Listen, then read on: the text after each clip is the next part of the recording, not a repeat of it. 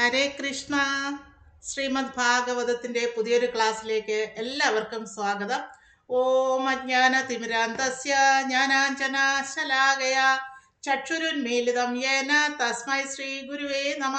ശ്രീ ചൈതന്യ മനോഭീഷ്ടം സ്ഥാപിതം യേന ഭൂതലെ സ്വയം രൂപ കഥാ മഹ്യം ദദാതി സോപദാന്തികം വന്ദേഹം ശ്രീ ഗുരും ശ്രീയുതാപദകമലം ശ്രീഗുരും വൈഷ്ണവാംശ ശ്രീരൂപം സാഗരജാതം സഹഗണ രഘുനാഥാനിതം തം സജീവം സാദ്വൈതം സാവധൂതം പരിജനസഹിതം കൃഷ്ണ ചൈതന്യദേവം ശ്രീരാധാകൃഷ്ണ പാദാൻ സഹഗണ ലളിത ശ്രീ വിശാഖാനിതാംശ. ഹേ കൃഷ്ണ കരുണാ സിന്ധോ ദീനബന്ധോ ജഗത്പദേ ഗോപേശ ഗോപിക കാന്ത രാധാകാന്ത നമോസ്തുതേ. തപ്തകാഞ്ചന ഗൗരാംഗി രാധേ വൃന്ദാവനേശ്വരി വൃഷഭാനു സുതേ ദേവി പ്രണമാമി ഹരിപ്രിയേ. വാഞ്ചാകൽപതരൂപശ്ച കൃപാ സിന്ധൂവയേവ ച പതിതാനാം പാവനേഭ്യോ വൈഷ്ണവേഭോ നമോ നമഃ.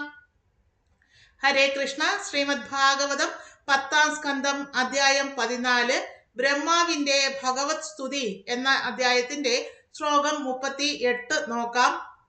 ജാനന്ത ഏവ ജാനന്തു കിം ബഹുത്യാന മേ പ്രഭോ മനസോ വപുഷോ വാചോ വൈഭവം തവ ഗോചര. അതായത് ഭഗവാനെ പറ്റി ബ്രഹ്മാവ് പറയാണ്. ഭഗവാനെ കുറിച്ച് ഗ്ലോറിഫൈ ചെയ്യാൻ അല്ലെങ്കിൽ വിവരിക്കാനായിട്ട് ഞാൻ ആളല്ല. എന്നാൽ എനിക്ക് കൃഷ്ണനെ കുറിച്ച് എല്ലാം അറിയാം എന്ന് പറയുന്നവരുണ്ട്. അവരങ്ങനെ തന്നെ കരുതിക്കോട്ടെ.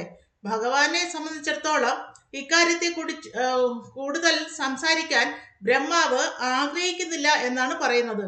ഭഗവാനെ ഒന്നു മാത്രം ഞാൻ പറഞ്ഞു കൊള്ളട്ടെ, അങ്ങയുടെ വൈഭവങ്ങൾ എനിക്ക് മനസാ വാച കർമ്മണ വിവരിക്കാനാവുന്നതല്ല എന്നാണ് ബ്രഹ്മാവ് ഇവിടെ പറയുന്നത്. ഭാവാർത്ഥത്തിൽ പറയുന്നു, ശ്രീല പ്രഭുപാദരുടെ ചൈതന്യ ചരിതാമൃതത്തില് നിന്ന് ഉദ്ധരിച്ചതാണ് ഇപ്പൊ പറഞ്ഞ വിവർത്തനം. അപ്പൊ ഈ ശ്ലോകത്തില് ബ്രഹ്മാവ് പറയുന്നു, ബ്രഹ്മവിമോചന ലീല നമ്മൾ കഴിഞ്ഞ അധ്യായത്തിൽ കണ്ടതാണ്. അപ്പോൾ ബ്രഹ്മാവ് സംശയം ഉണ്ടായിരുന്നു, ഈ ചെറിയ കൃഷ്ണനാണോ ഗോക്കളോടൊപ്പം ഗോപബാലന്മാരോടൊപ്പം കളിക്കുന്ന ഈ ചെറിയ കൃഷ്ണനാണോ എല്ലാ സൃഷ്ടികളുടെയും അധിപനായിട്ടിരിക്കുന്ന സാക്ഷാൽ ശ്രീകൃഷ്ണൻ എന്നൊരു സംശയം വന്നപ്പോഴാണ് ബ്രഹ്മാവ് ഗോക്കളെയെല്ലാം മോഷ്ടിച്ചുകൊണ്ട് പോയത്. അന്നേരം തിരിച്ച് ബ്രഹ്മാവ് അവരെ എല്ലാം ഒരു ഗുഹയ്ക്കുള്ളിൽ ഒളിപ്പിച്ചതിന് ശേഷം നോക്കുമ്പോൾ ഭഗവാനോടൊപ്പം അതേ ഗോക്കളും അതേ ഗോപപാലന്മാരും നിന്ന് കളിക്കുന്നതാണ് കാണുന്നത്. അപ്പോൾ ബ്രഹ്മാവിന് അതിശയമായി, ഇതെങ്ങനെ സാധ്യമാകുമെന്ന്. അങ്ങനെ ബ്രഹ്മാവ് താഴേക്ക് സുരഭി പശുവിനോടൊപ്പം ഭഗവാന്റെ അടുത്തേക്ക് വന്നു, കൃഷ്ണന്റെ അടുത്തേക്ക് വന്നു. അപ്പോൾ ഭഗവാൻ കാണിച്ചു കൊടുക്കാണ്, ഈ നിൽക്കുന്ന ഗോപന്മാരും പശുക്കിടാങ്ങളും എല്ലാം സാക്ഷാൽ ഭഗവാൻ തന്നെയെന്ന് ചതുർഭുജ രൂപത്തിൽ കാണിച്ചു കൊടുക്കാണ് ബ്രഹ്മാവിന്. അപ്പോഴാണ് ബ്രഹ്മാവ് അതിശയപ്പെട്ടിട്ട് പറയാണ്, അങ്ങയുടെ ഈ ശക്തി വൈഭവം എനിക്ക് വിവരിക്കാനാകുന്നില്ലല്ലോ. ചിലരൊക്കെ പറയുന്നുണ്ടാവും എനിക്ക് ഭഗവാനെ നന്നായിട്ട് കൃഷ്ണനെ എന്താണെന്ന് അറിയാം എന്നൊക്കെ ചിലർ പറയുന്നുണ്ടാവും. പക്ഷേ എല്ലാരെയും സൃഷ്ടിച്ച ഈ ബ്രഹ്മാവിന് പോലും ഭഗവാന്റെ ആ സൃഷ്ടി വൈഭവത്തെ പൂർണ്ണമായിട്ടും മനസ്സിലാക്കാൻ സാധിക്കുന്നില്ല, അല്ലെങ്കിൽ ആ ശക്തി വൈഭവത്തെ തിരിച്ചറിയാൻ സാധിക്കുന്നില്ല, മനസ്സിലാക്കാൻ സാധിക്കുന്നില്ല, വിവരിക്കാൻ സാധിക്കുന്നില്ല എന്നാണ് ബ്രഹ്മാവ് പോലും പറയുന്നത്. ശ്ലോകം 39 നോക്കാം.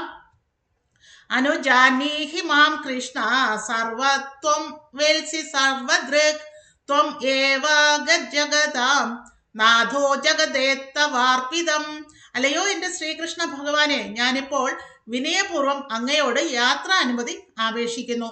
യഥാർത്ഥത്തിൽ എല്ലാം അറിയുന്നവനും കാണുന്നവനും അങ്ങ് തന്നെയാണ്. എല്ലാ പ്രപഞ്ചങ്ങളുടെയും നാഥനാണ് അങ്ങ്. എങ്കിലും ഞാൻ ഈ പ്രപഞ്ചം അങ്ങേക്ക് സമർപ്പിക്കുന്നു. അപ്പൊ ബ്രഹ്മാവ് ഇവിടെ പറയാണ്, അങ്ങയാൽ സൃഷ്ടിക്കപ്പെട്ടതാണ് ഞാനിരിക്കുന്ന ഈ പ്രപഞ്ചം മുഴുവനും, ബ്രഹ്മാണ്ടം മുഴുവനും. ഇതുപോലുള്ള അനേകം ബ്രഹ്മാണ്ടങ്ങൾ ഉണ്ടെങ്കിലും ഇപ്പോൾ ഞാനിരിക്കുന്ന ഈ ബ്രഹ്മാണ്ടം ഞാൻ അങ്ങേക്ക് സമർപ്പിക്കുന്നു എന്ന് പറയുന്നു.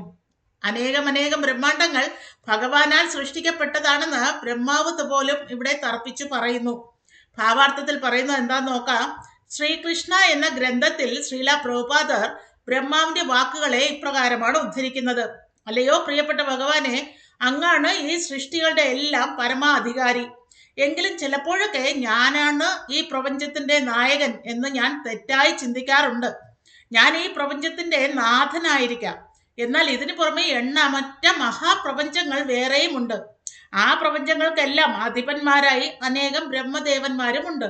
എന്നാൽ സത്യത്തിൽ അവരുടെയൊക്കെ യഥാർത്ഥ നാഥൻ അങ്ങ് തന്നെയാണ്. പരമാത്മരൂപത്തിൽ എല്ലാവരുടെയും ഹൃദയത്തിലിരിക്കുന്ന അങ്ങ് എല്ലാം അറിയുന്നു. അതിനാൽ ദയവായി എന്നെ അങ്ങയുടെ വിനീത വിധേയ ദാസനായി സ്വീകരിച്ചാലും. ചങ്ങാതിമാരും പശുക്കിടാങ്ങളും ഒത്തുള്ള അങ്ങയുടെ ലീലയെ ശല്യപ്പെടുത്തിയത് അങ്ങ് മാപ്പാക്കുമെന്ന് ഞാൻ പ്രത്യാശിക്കുന്നു. അങ്ങ് അനുവദിക്കുന്ന പക്ഷം എൻ്റെ സാന്നിധ്യമില്ലാതെ അങ്ങേക്ക് ചങ്ങാതിമാരും പശുക്കുട്ടികളും ഒത്ത് കേളിയാടാൻ വേണ്ടി ഞാൻ ഉടനെ പൊയ്ക്കൊള്ളാം. അങ്ങനെയാണ് ബ്രഹ്മാവ് പറയുന്നത്. ഇവിടെ സർവത്വം വേൾസി സർവദ്രിക് എന്ന വാക്കുകൾ വളരെ പ്രധാനമാണ്. ശ്രീകൃഷ്ണ ഭഗവാന് എല്ലാം അറിയാം, അദ്ദേഹം എല്ലാം കാണുന്നുമുണ്ട്. അതിനാൽ ബ്രഹ്മാവിന് ഭഗവാനുമായി സ്നേഹബന്ധം നിലനിർത്താൻ വൃന്ദാവനത്തിൽ തങ്ങേണ്ട കാര്യമില്ല എന്ന് മാത്രമല്ല, ഭഗവാൻ കാലിമേച്ചും വനഭോജന യാത്രകൾ ആസ്വദിച്ചും കളികളിൽ ഏർപ്പെട്ടും തൻ്റെ പരമവൈഭവങ്ങൾ പ്രദർശിപ്പിക്കുന്ന അതിലളിതവും ആനന്ദകരവുമായ വൃന്ദാവനത്തിന്റെ അന്തരീക്ഷത്തിൽ പ്രപഞ്ചകർത്താവായ ബ്രഹ്മാവ് ഇണങ്ങിച്ചേരുന്നും ഉണ്ടായിരുന്നില്ല. അപ്പോൾ ബ്രഹ്മാവ് അവിടുന്ന് വിടുതൽ അനുമതി ചോദിക്കുകയാണ് ഭഗവാനോട്. അല്ലയോ പരമശ്രേഷ്ഠനായ ഭഗവാനെ, അങ്ങാണ് ഈ പ്രപഞ്ചത്തിന്റെ എല്ലാത്തിൻ്റെയും സൃഷ്ടിക്ക് ആധാരമെങ്കിലും ഞാൻ ഇരിക്കുന്ന ഈ ബ്രഹ്മാണ്ടത്തെ ഞാൻ അങ്ങേക്കായി സമർപ്പിക്കുന്നു എന്നാണ് ബ്രഹ്മാവ് പറയുന്നത്. ശ്ലോകം 40 നോക്കാം.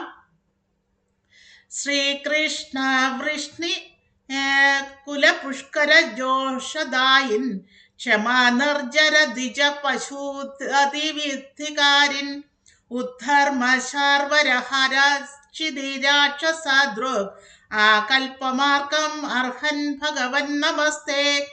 അങ്ങനെ വൃന്ദാവനവാസികൾക്ക് ഭഗവാനോടുണ്ടായിരുന്ന തീവ്ര സ്നേഹം കണ്ടിട്ട് ബ്രഹ്മാവിന് ഇവിടെ തങ്ങാൻ അർഹതയില്ലെന്ന് മനസ്സിലാകുന്നു. ഭഗവാനുമായുള്ള സമ്പർക്കം ഉപേക്ഷിക്കാൻ ആഗ്രഹം ഉണ്ടായിരുന്നില്ലെങ്കിലും ബ്രഹ്മലോകത്ത് ഇരുന്നു കൊണ്ടുള്ള ഭക്തിയുത സേവനമാണ് തനിക്ക് കൂടുതൽ നല്ലത് എന്ന് ബ്രഹ്മാവിന് വിചാരമുണ്ടായി.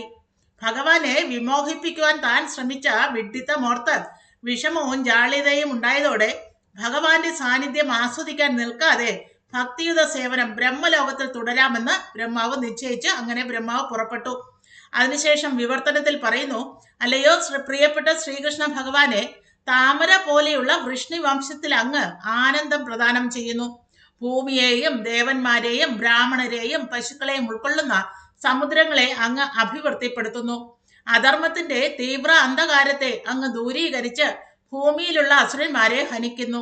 അല്ലയോ പരമദിവ്യോത്തമ പുരുഷ, ഈ പ്രപഞ്ചം നിലനിൽക്കുന്ന കാലത്തോളം, സൂര്യൻ പ്രകാശിക്കുന്ന കാലത്തോളം ഞാൻ അങ്ങയെ വണങ്ങും. ഇപ്രകാരമാണ് ബ്രഹ്മാവ് ഭഗവാനെ വണങ്ങിക്കൊണ്ട് പ്രാർത്ഥിക്കുന്നത്, സ്തുതിക്കുന്നത്. ഭാവാർത്ഥത്തിൽ പറയുന്നു, ഇവിടെ ബ്രഹ്മാവ് നാമസങ്കീർത്തനത്തിന്റെ ശ്രീകൃഷ്ണ ഭഗവാന്റെ വൈവിധ്യമാർന്ന ലീലകളെ സൂചിപ്പിക്കുന്ന പുണ്യനാമങ്ങളെ വാഴ്ത്തുന്നതിന്റെ ആനന്ദ ലഹരിയിൽ മുഴുകുകയാണ് എന്നാണ് ശ്രീല സനാതന ഗോസ്വാമിയുടെ അഭിപ്രായം. കംസൻ, ജരാസന്ധൻ, ശിശുപാലൻ തുടങ്ങിയ രാക്ഷസീയ രാജ്യതന്ത്രജ്ഞരുടെ ആവിർഭാവം അസഹ്യമായി തീർന്നപ്പോൾ രാക്ഷസ വംശത്തിന്റെ ഈ വർധനവിനെ വിദഗ്ധമായി കൃഷ്ണൻ അടിച്ചമർത്തി. അതുപോലെ ഇന്നത്തെ ആധുനിക സമൂഹത്തിൽ ഈശ്വര ഭയമുള്ളവരെന്ന് ഭാവിക്കുന്ന ധാരാളം വ്യക്തികൾ ഉണ്ടെങ്കിലും അവർ വാസ്തവത്തിൽ ആസുരിക അസ്തിത്വത്തിലേക്ക് ആകർഷിക്കപ്പെട്ടവരാണ്. അത്തരക്കാർ സൂര്യാസ്തമയത്തോടെ ഓജസ്സുള്ളവരായി തീർന്ന് ഭക്ഷണശാലകളിലും നിശാകേന്ദ്രങ്ങളിലും നൃത്തശാലകളിലും ഹോട്ടലുകളിലും ജീവിതം ആസ്വദിക്കുവാൻ ചെന്നു കയറുന്നു. അവിഹിത ലൈംഗിക ബന്ധങ്ങൾക്കും ലഹരിക്കും ചൂതുകളിക്കും മാംസാഹാരത്തിനും മാത്രമായിട്ടുള്ള ആ ഇടങ്ങളിലേക്കാണ് അവർ ചെന്ന് കയറുന്നത്. പിന്നെ വേറെ ചിലരുണ്ട്, ഭഗവാനെയും അദ്ദേഹത്തിന്റെ നിയമങ്ങളെയും തുറന്ന് എതിർക്കുന്നവരും സ്വയം നിരീശ്വരവാദികളും അസുരന്മാരെന്ന് പ്രഖ്യാപിക്കുന്നവരുമായ ചിലർ. പരോക്ഷമായും പ്രത്യക്ഷമായും ഭഗവാനോട് ശത്രുത പുലർത്തുന്നവർ ഭൂമിക്കൊരു പാപഭാരം തന്നെയാണ്. വിദഗ്ധമായി ഈ ഭാരം ഒഴിവാക്കാനായി ഭഗവാൻ സ്വയം അവതരിക്കുന്നു. ഇവിടെ ബ്രഹ്മാവ് ശ്രീകൃഷ്ണ ഭഗവാനോട് പരോക്ഷമായി പറയുന്നത് തന്റെ സ്വന്തം സൂക്ഷ്മമായ നാസ്തികത്വം നീക്കം ചെയ്യണം എന്നാണ്. അതാണല്ലോ ശ്രീകൃഷ്ണന്റെ മേൽ മായാശക്തി പ്രയോഗിക്കുന്നതിലേക്ക് ബ്രഹ്മാവിനെ നയിച്ചത്. ശ്രീകൃഷ്ണനെയും ആത്മമിത്രങ്ങളെയും പശുക്കിടാങ്ങളെയും ശല്യം ചെയ്യാനായി സത്യലോകത്ത് നിന്ന് ഇറങ്ങി വന്ന ഒരു ബ്രഹ്മ രാക്ഷസനാണ് താനെന്ന് പോലും ജാള്യതയുടെ ബ്രഹ്മാവ് ചിന്തിച്ചു എന്നാണ് ശ്രീല വിശ്വനാഥ ചക്രവർത്തി ഠാക്കൂർ പറയുന്നത്. ശ്രീകൃഷ്ണ ഭഗവാൻ അത്യുന്നതനും ദേവാദിദേവനുമാണെങ്കിലും ഇത്രയും ലളിതവും നിഷ്കളങ്കവുമായ വേഷത്തിൽ കോലും ശംഖും ആഭരണങ്ങളും ചമ്പങ്ങിച്ചാറും മയിൽപ്പീലും അണിഞ്ഞ് ഗോപബാലന്മാരുമായി ആടുന്ന രൂപത്തിൽ പ്രത്യക്ഷപ്പെട്ടതിനാലാണ് താൻ വെല്ലുവിളിക്കാൻ ധൈര്യപ്പെട്ടതെന്ന് ബ്രഹ്മാവ് ഖേദിക്കുന്നു. അപ്പോൾ ഇത്രയും പരംപുരുഷനായിട്ടുള്ള, പരമാത്മാവായിട്ടുള്ള, പരമ്പൊരുളായിട്ടുള്ള, പരമസത്യമായിട്ടുള്ള ആ പരമദിവ്യോത്തമ പുരുഷനായ ഭഗവാനെ താൻ സംശയിച്ചല്ലോ എന്നാണ് ബ്രഹ്മാവ് ഖേദിക്കുന്നതായി നമ്മൾ കാണുന്നത്. ഈ ശ്ലോകത്തോടെ അവസാനിക്കുന്ന ബ്രഹ്മാവിന്റെ പ്രാർത്ഥനയെക്കുറിച്ച് ശ്രീല വിശ്വനാഥ ചക്രവർത്തി ഠാക്കൂർ ഇപ്രകാരം പ്രസ്താവിക്കുന്നു.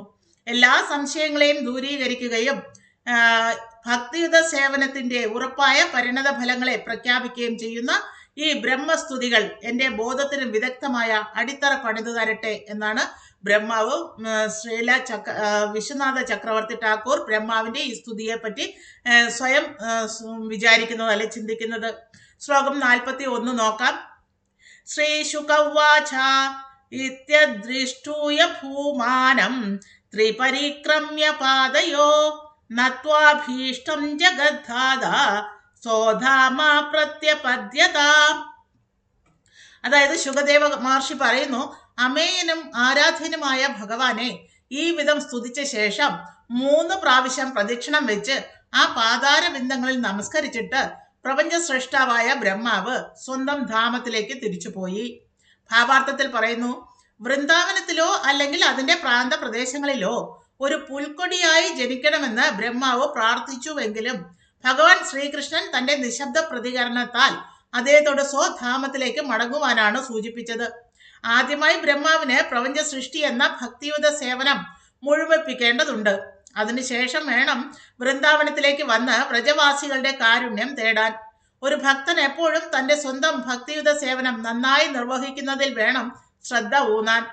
ഭഗവദ്ധാമത്തിൽ ജീവിക്കാൻ ശ്രമം നടത്തുന്നതിനേക്കാൾ ഇത് തന്നെയാണ് മുഖ്യമായിട്ടുള്ളത്. ശ്ലോകം 42 നോക്കാം. തതോ അനുജ്ഞാപ്യ ഭഗവാൻ സ്വഭൂം വം പ്രാഗവസ്ഥിതാൻ വത്സാൻ പുളിനമാനിന്യേ യഥാ പൂർവസഖം സ്വകം. സ്വപുത്രനായ ബ്രഹ്മാവിന് പോകാൻ അനുമതി നൽകിയ ശേഷം പരമദിവ്യോത്തമ പുരുഷനായ ഭഗവാൻ താൻ ഭക്ഷണം കഴിച്ചുകൊണ്ടിരിക്കുന്നതും തന്റെ കൂട്ടുകാർ മുമ്പ് സന്നിഹിതരായിരുന്നതുമായ യമുനാ നദീ തീരത്തേക്ക് പോയ ശേഷം 1 വർഷം മുമ്പ് പശുക്കിടാങ്ങൾ എവിടെയാണോ ഉണ്ടായിരുന്നത് അവിടെ നിന്ന് അവയെ തെളിച്ചുകൊണ്ട് വന്നു. അപ്പൊ ശ്രീകൃഷ്ണ ഭഗവാൻ ബ്രഹ്മാവ് പോയതിനു ശേഷം തന്റെ ഗോപപാലന്മാരെ പശുക്കിടാങ്ങളെ കൂട്ടിക്കൊണ്ടു വന്നതായി പറയുന്നു. അപ്പോഴേക്കും ഭൂമിയിലെ 1 വർഷം പിന്നിട്ട് കഴിഞ്ഞു എന്നാണ് ഇവിടെ സൂചിപ്പിക്കുന്നത്. ബ്രഹ്മാവ് ചെയ്ത അപരാധം ഭഗവാൻ ക്ഷമിക്കുകയും തന്റെ മകനായി സ്നേഹത്തോടെ പെരുമാറിയെന്നും സ്വഭുവം എന്ന വാക്ക് സൂചിപ്പിക്കുന്നു. യഥാർത്ഥ ഗോപബാലന്മാരും പൈക്കിടാങ്ങളും പണ്ടത്തെ പോലെ തന്നെ യഥാക്രമം യമുനാ തീരത്തും കാട്ടിലുമായി സ്ഥിതി ചെയ്തിരുന്നുവെന്ന് ഈ ശ്ലോകം സൂചിപ്പിക്കുന്നു. പണ്ട് പൈക്കിടാങ്ങൾ കാട്ടിൽ അപ്രത്യക്ഷമാവുകയും കൃഷ്ണൻ അവയെ അന്വേഷിച്ചു പോവുകയും ചെയ്തിരുന്നു. അവയെ കണ്ടുകിട്ടാതെ അക്കാര്യം ചർച്ച ചെയ്യാൻ യമുനാ തീരത്ത് മടങ്ങി വന്നപ്പോൾ കൂട്ടുകാര് അപ്രത്യക്ഷരായിരുന്നു. ഇപ്പോൾ പശുക്കിടാങ്ങൾ വീണ്ടും കാട്ടിലും കൂട്ടുകാർ വീണ്ടും ഭക്ഷണം കഴിക്കാൻ തയ്യാറായി നദീതീരത്തുമുണ്ട്. 1 കൊല്ലം 1 വർഷം പൈക്കിടാങ്ങൾ കാട്ടിലും ഗോപപാലന്മാർ നദിക്കരയിലുമായി ഇങ്ങനെ കഴിഞ്ഞിരുന്നതായി ശ്രീല സനാതന ഗോസ്വാമി പറയുന്നു. ബ്രഹ്മാവ് അവരെ മറ്റൊരിടത്തേക്ക് കൊണ്ടുപോയിരുന്നില്ല. ഭഗവാന്റെ സർവശക്തമായ മായാ പ്രഭാവം മൂലം ഗോപികമാരും മറ്റു വ്രജവാസികളും പശുക്കിടാങ്ങളെയും കുട്ടികളെയും തിരിച്ചറിഞ്ഞതുമില്ല. പശുക്കിടാങ്ങളും ഗോപകുട്ടികളും ആവട്ടെ 1 വർഷം കടന്നു പോയത് അറിയുകയോ വിശപ്പോ തണുപ്പോ ദാഹമോ അനുഭവിക്കുകയോ ചെയ്തതുമില്ല. ഇതെല്ലാം ഭഗവാന്റെ മായാശക്തി മൂലമുണ്ടായ ലീലകളുടെ ഭാഗമാണ്. ഗോകുലത്തിലെ എല്ലാ പൈക്കിടാങ്ങളെയും ബാലന്മാരെയും ഞാൻ എൻ്റെ മായാശക്തിയുടെ ശയ്യയിൽ ഉറക്കി കിടത്തിയിരിക്കുകയായിരുന്നു എന്നാണ് ഭഗവാൻ പറയുന്നത്. ഇന്ന് വരെ അവർ ഉണർന്നിട്ടുമില്ല. അത്ര തന്നെ കുട്ടികളും പശുക്കിടാങ്ങളും കൃഷ്ണനോടൊപ്പം 1 വർഷം കളിച്ചു നടക്കുന്നു. എൻ്റെ മായാശക്തിക്ക് അധീനരായവരിൽ നിന്ന് വേർതിരിച്ചവരുമാണവർ. ആരാണവർ, എവിടെ നിന്ന് വന്നു എന്ന് ബ്രഹ്മാവ് അത്ഭുതപ്പെട്ടു. അപ്പൊ ബ്രഹ്മാവ് അത്ഭുതപ്പെടുന്നത് താൻ എല്ലാ ഗോപപാലന്മാരെയും പശുക്കിടാങ്ങളെയും കട്ടുകൊണ്ടുപോയി ഒരു ഗുഹയ്ക്കുള്ളിൽ ഒളിപ്പിച്ചു വച്ചു. നോക്കുമ്പോൾ ആ ഗുഹയ്ക്കകത്ത് ആ ഗോപന്മാരും പശുക്കിടാങ്ങളും എല്ലാം ഉണ്ട്. അവരെല്ലാം സുഖനിദ്രയിലുമാണ്. അതേസമയം കൃഷ്ണനോടൊപ്പം അതേ ഗോപപാലന്മാരും പശുക്കിടാങ്ങളും നിന്ന് കളിക്കുന്നു. അപ്പോഴാണ് ബ്രഹ്മാവിന് അത്ഭുതകരമായി തോന്നിയത്. പരമപുരുഷനായ ഭഗവാന് കാണാൻ വയ്യാത്തതായി ഒന്നും തന്നെ ഇല്ല. നാടകീയമായ ബ്രഹ്മവിമോഹന ലീല ആടുവാൻ വേണ്ടി മാത്രമാണ് ഭഗവാൻ പശുക്കിടാങ്ങളെയും മിത്രങ്ങളെയും തേടി നടക്കുന്നതായി ഭാവിച്ചത്. ബ്രഹ്മാവ് ശരണമടയുകയും സ്തുതികൾ അർപ്പിക്കുകയും ചെയ്ത ശേഷം പഴയതുപോലെ സ്ഥിതി ചെയ്തിരുന്ന കുട്ടികളുടെയും പശുക്കിടാങ്ങളുടെയും അടുത്തേക്ക് കൃഷ്ണൻ മടങ്ങിച്ചെന്നു. ഒരു വർഷത്തെ വളർച്ച കൊണ്ട് അവരൊക്കെ ഒരല്പം വലുതായിരുന്നു എന്നത് ഒഴിച്ചാൽ അവരൊക്കെ തികച്ചും പഴയതുപോലെ തന്നെ കാണപ്പെട്ടു. അപ്പൊ ഒരു വർഷത്തിലെ വളർച്ച ആ കുട്ടികൾക്കും പശുക്കിടാങ്ങൾക്കും ഉണ്ടായി എന്നത് സത്യം തന്നെയാണ്. അത്രയും കാലം അവർ ബ്രഹ്മാവിന്റെ ഗുഹയ്ക്കുള്ളിൽ ഉറങ്ങുകയായിരുന്നു. പക്ഷെ ഇതൊന്നും ആ കുട്ടികൾ തിരിച്ചറിയുന്നില്ല എന്നതാണ് വാസ്തവം. അതെല്ലാം ഭഗവാന്റെ ലീലയാൽ, മായാലീലയാൽ അതെല്ലാം മായ്ക്കപ്പെട്ടു, മറയ്ക്കപ്പെട്ടു.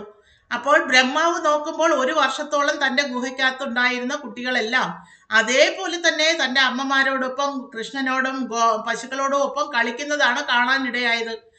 അതാണ് ബ്രഹ്മാവിനെ അത്ഭുത സ്തബ്ധനാക്കിയതും.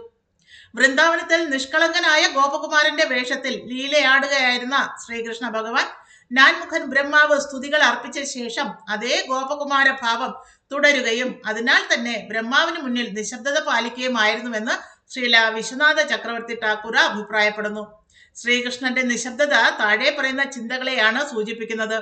എവിടുന്നാണ് നാൻമുഖ ബ്രഹ്മാവ് വരുന്നത്? എന്താണ് അദ്ദേഹം ചെയ്യുന്നത്? എന്താണ് അദ്ദേഹം പറഞ്ഞുകൊണ്ടേ ഇരിക്കുന്നത്? ഞാൻ എൻ്റെ പൈക്കിടാങ്ങളെ തിരയുന്ന തിരക്കിലാണ്. ഇതൊന്നും മനസ്സിലാക്കാൻ കഴിവില്ലാത്ത വെറും ഒരു ഇടയ ബാലനാണ് ഞാൻ. ബ്രഹ്മാവ് കൃഷ്ണനെ വെറും ഒരു ഗോപബാലനായി കരുതുകയും അങ്ങനെ തന്നെ പെരുമാറുകയും ചെയ്തിരുന്നു. ബ്രഹ്മാവിന്റെ സ്തുതികൾ ഏറ്റുവാങ്ങിയ ശേഷം ശ്രീകൃഷ്ണൻ ഗോപകുമാരനായി ലീല തുടരുകയും ബ്രഹ്മാവിനോട് മറുപടി പറയാതിരിക്കുകയും ചെയ്തു. യമുനാ നദീ തീരത്തെ വനഭോജനത്തിന് മടങ്ങിച്ചെന്ന് കൂട്ടുകാരോടൊപ്പം കൂടിച്ചേരുന്നതിലായിരുന്നു ശ്രീകൃഷ്ണ ഭഗവാന് കൂടുതൽ ശ്രദ്ധ. അടുത്ത ശ്ലോകം നമുക്ക് അടുത്ത ക്ലാസ്സിൽ നോക്കാം. അതുവരേക്കും നന്ദി, നമസ്കാരം. ദയവായി ഇത് മാക്സിമം ആൾക്കാരിലേക്ക് എത്തിക്കാനായിട്ട് ലൈക്ക് ചെയ്യൂ, ഷെയർ ചെയ്യൂ, കമന്റ് ചെയ്യൂ. സബ്സ്ക്രൈബ് ചെയ്യാത്തവരാണെങ്കിൽ ദയവായി ഒന്ന് സബ്സ്ക്രൈബ് ചെയ്യൂ. ഹരിബോൽ, ഹരേ കൃഷ്ണ. Thank U.